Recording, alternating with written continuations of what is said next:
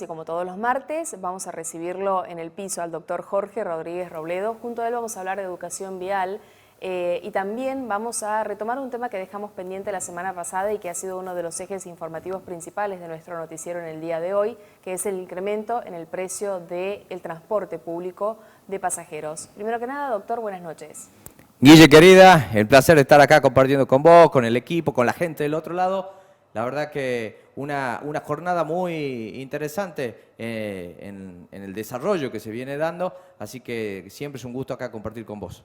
Doctor, ha quedado muchos temas pendientes de interés de lo que hemos tocado en la columna anterior, para saber entonces dónde estamos parados como ciudadanos en lo que respecta a este incremento.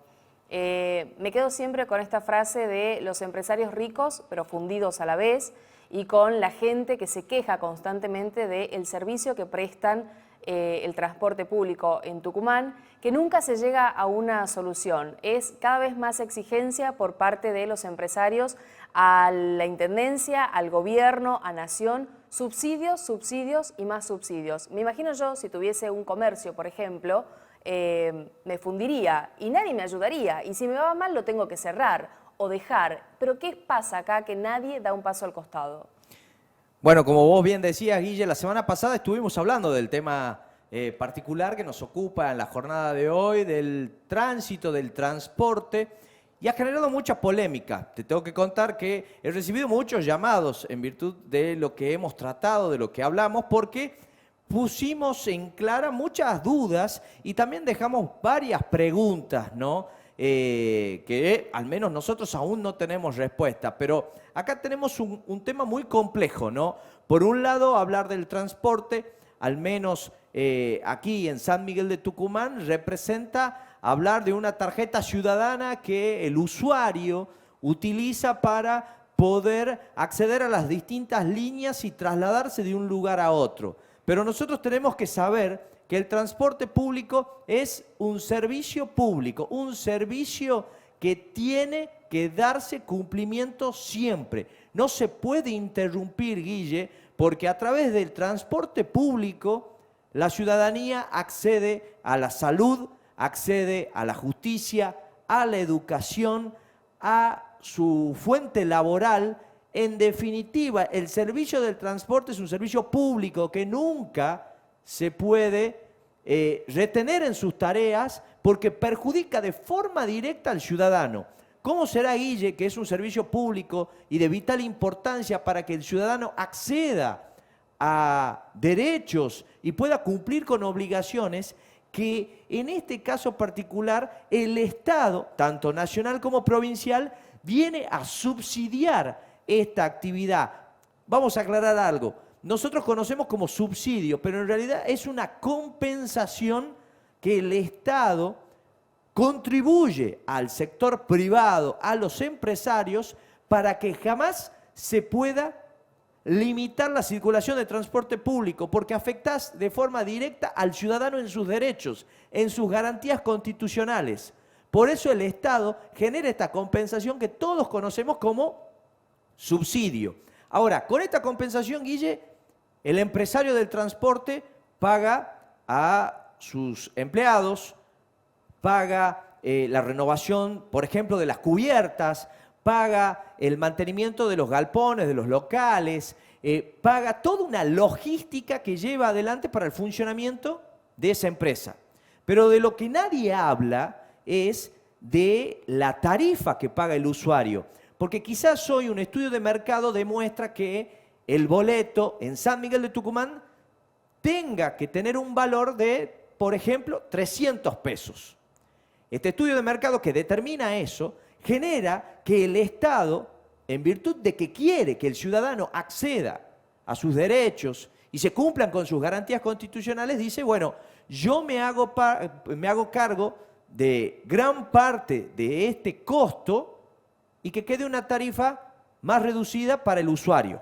Entonces de ahí deviene que, por ejemplo, 85 pesos la tarifa del colectivo y el Estado se hace cargo del resto con la compensación económica, con el subsidio que acerca a las empresas. Las empresas pagan todo con esta compensación económica o la mayor parte de sus obligaciones, pero Guille, la pregunta es, ¿la tarifa por ejemplo, de 85 pesos, en donde yo utilizo tarjeta ciudadana en las líneas urbanas, la metropolitana en las interurbanas, pero compro 5, 7, 8 boletos, utilizo 1, 2 boletos. El resto de los boletos, ese pago a futuro que uno hace, ingresa a las líneas, ingresa a las empresas. Entonces, ¿qué es lo que hacen con este dinero si la gente pagó pero todavía no utilizó el servicio? Acá lo que te quiero dejar en claro es que existen volúmenes de dinero que manejan y utilizan los empresarios del transporte, de lo cual es una ganancia extrema para ellos, pero quieren ganar la tarifa a su bolsillo, pero se olvidan del vecino, se olvidan del ciudadano, se olvidan de que las personas utilizan el transporte público como es un empleado de comercio para ir y volver en ese horario cortado de comercio y utiliza 4 boletos, por ejemplo, Guille. Hay niños que para llegar al establecimiento educativo utilizan 2 boletos. Entonces, nosotros lo que tenemos que ver es que los empresarios nos rindan cuenta de cuáles son los números que manejan ellos. No tan solo pensando con el subsidio, con la compensación económica que da el Estado a las empresas, sino pensando en qué pasa con la tarifa. Es un tema realmente que tiene que ponerse blanco sobre negro, se tiene que aclarar, y como vos bien decías en la introducción, Guille, si en mi empresa a mí no me va bien, ¿por qué pretendo que el Estado todo el tiempo siga subvencionándome, todo el tiempo me siga ayudando económicamente, compensándome económicamente? Bueno, este es un servicio público que no puede tener ningún tipo de corte y en donde el empresario, si se quiere quejar de algo y tiene 30 unidades que están circulando, bueno, el 50% de las unidades debe seguir funcionando. No pueden retener sus tareas, no pueden tener de rehén al ciudadano. Esto es algo importante que se tiene que aclarar y que tengo mucha fe y confianza en que la intendente electa va a trabajar en este sentido para resolver este problema que ya lleva muchos años en San Miguel de Tucumán, ¿no? Vamos a ver qué es lo que sucede entonces, doctor, en referencia a esta situación, que es verdaderamente un tema para poder seguirlo de cerca, para que la gente entienda o al menos encuentre una respuesta en algún lado de qué es lo que sucede. Si no, como en distintos ámbitos o situaciones, parece que nos meten la mano en el bolsillo y nadie pregunta qué es lo que está pasando, por qué sucede, si el servicio me lo van a seguir dando de la manera deficiente en que lo dan.